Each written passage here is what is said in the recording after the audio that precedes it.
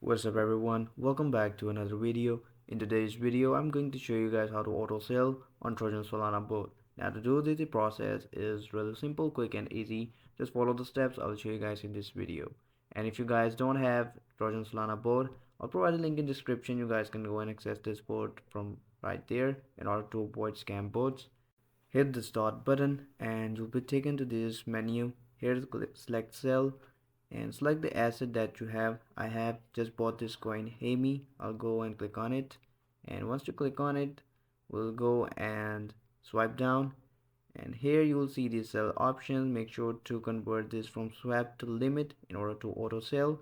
The first thing we see is the amount of token that you want to sell. If you want to sell 100% of your present token, you can click on 100%, right, like this.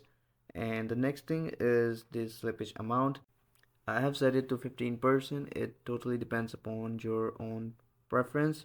And going further, here we'll go and type in the trigger price where you like your order to be active. I'll just go and type in 100 percentage. Now what this will do is, let me show you in a second. I'll type in 100%. As you guys can see, the trigger price is now the double of the price available because I have written 100%.